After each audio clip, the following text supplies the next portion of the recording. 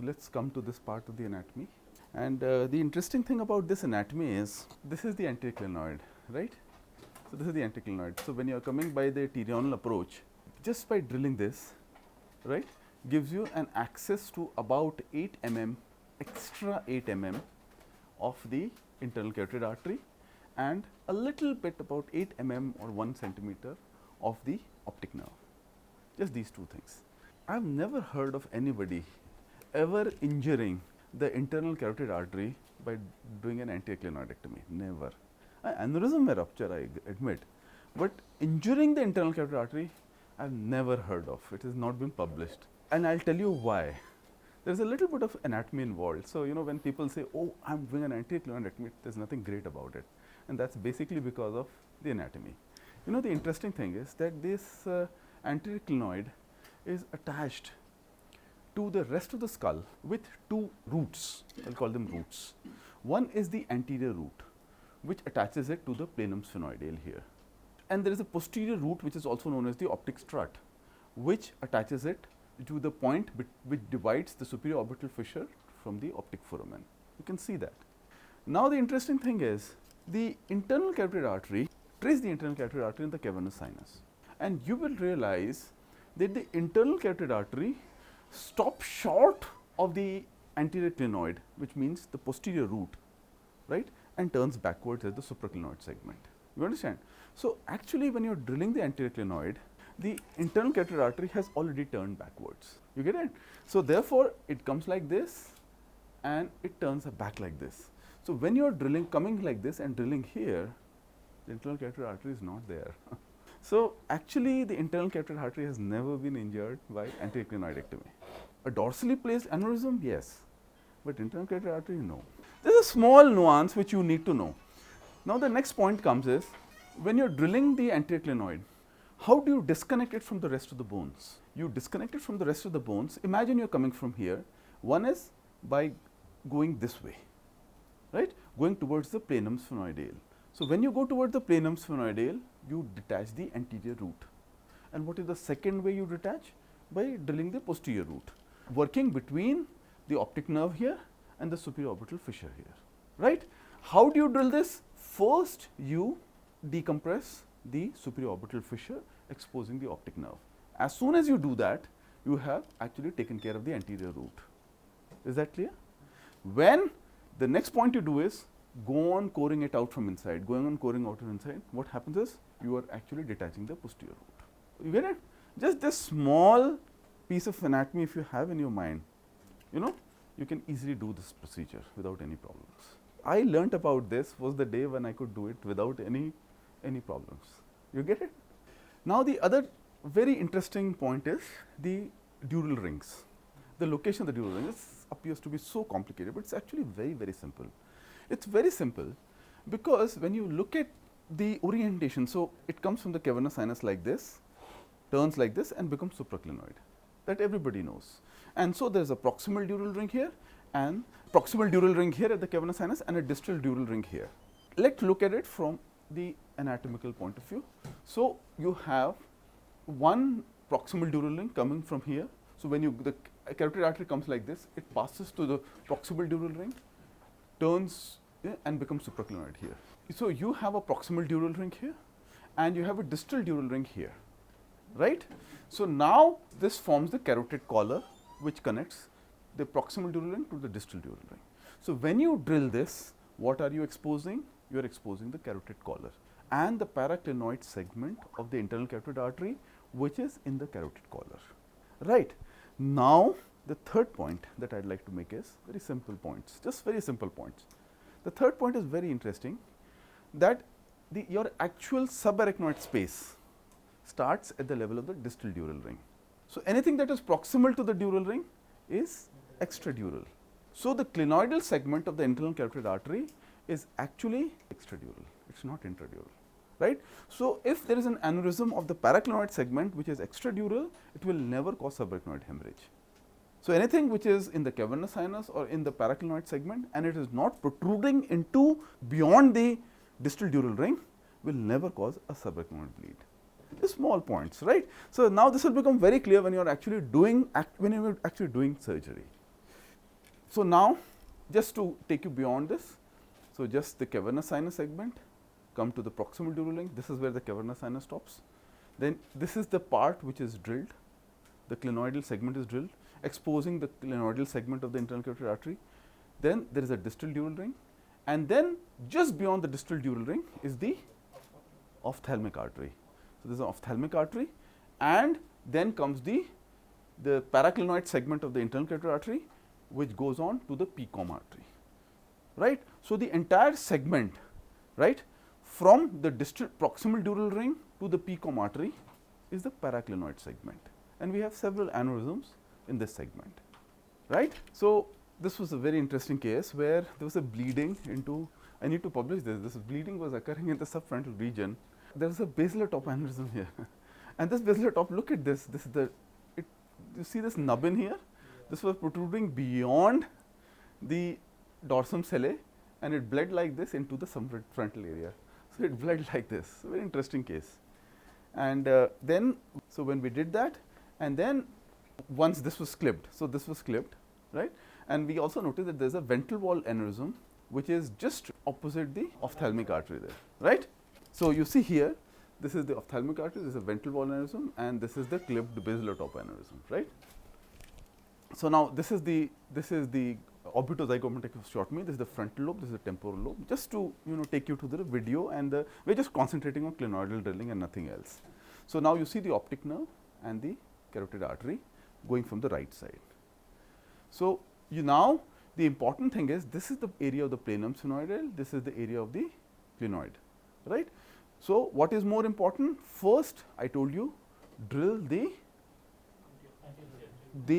planum sphenoidal so that you mobilize the optic nerve. That way you will take care of the anterior root of the anterior root. So, just and it is a very thin piece of bone. So, with a diamond drill you just drill that. So, you expose the optic nerve, right. Then the next part is drilling the clinoid. So, this is where the clinoid is, right.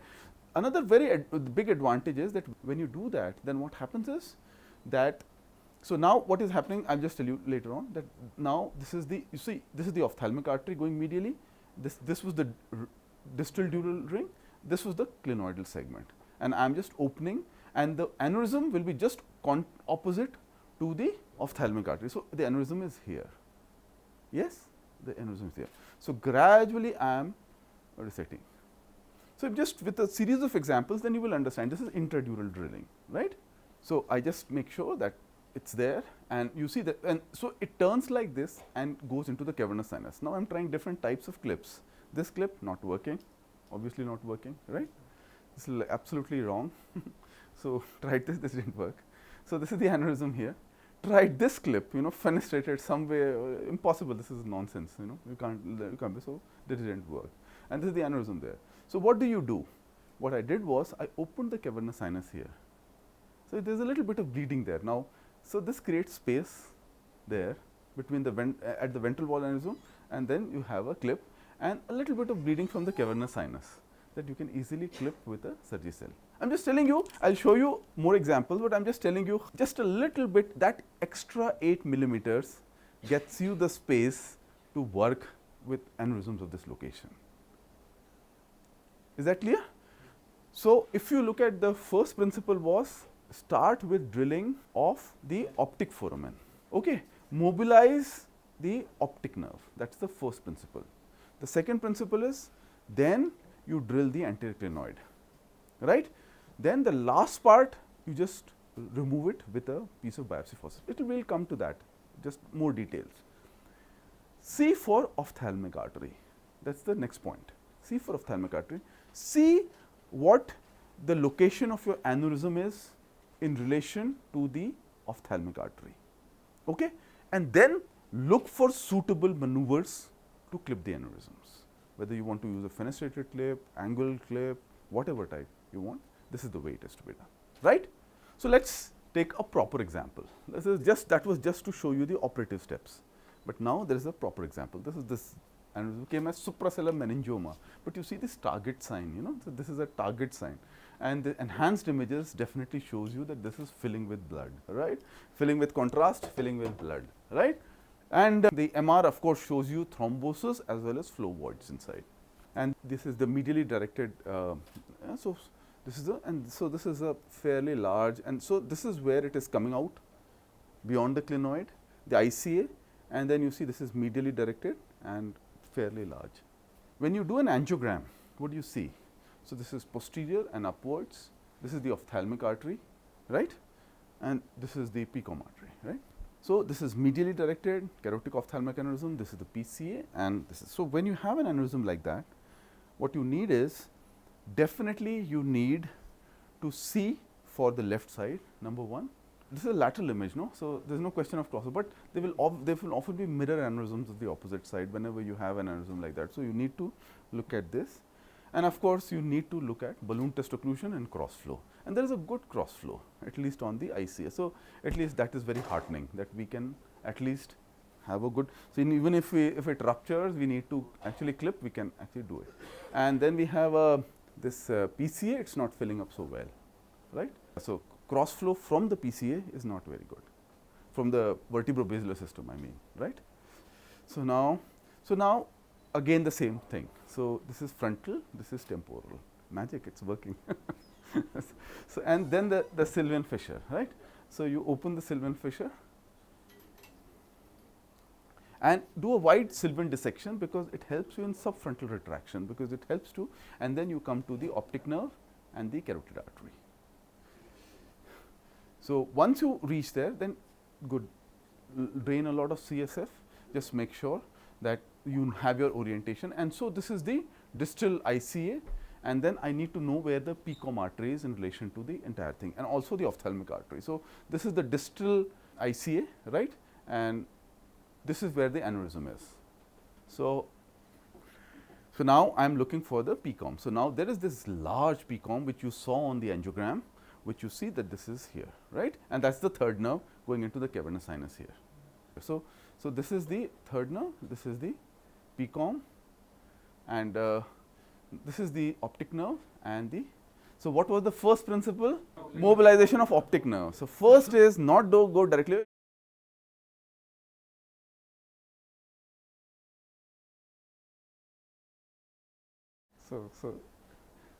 So, you have this, so always open the dura, and this dura acts as a protection, you know, it acts as a protection. So, when you are drilling, this will protect the optic nerve from actually getting the vibrations, this is very important.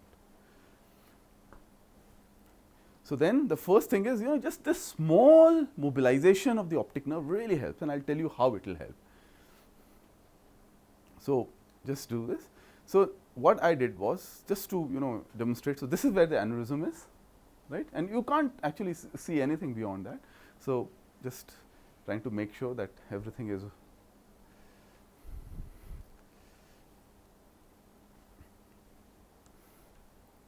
This is the.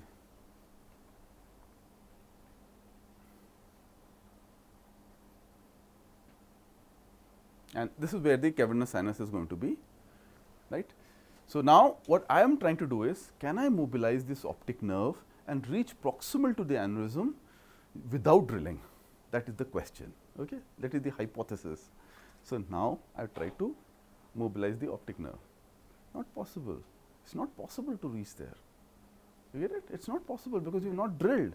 I am just trying to see if I can see the ophthalmic artery without cutting. So, obviously, it is not possible. So, then the next thing is to just drill the optic nerve, and this is the falciform ligament here, which we will cut. So, once you do that, so this is very simple, there is nothing to it except that you have to use a diamond drill and just make sure that you actually mobilize this, and this is the falciform ligament, right. So,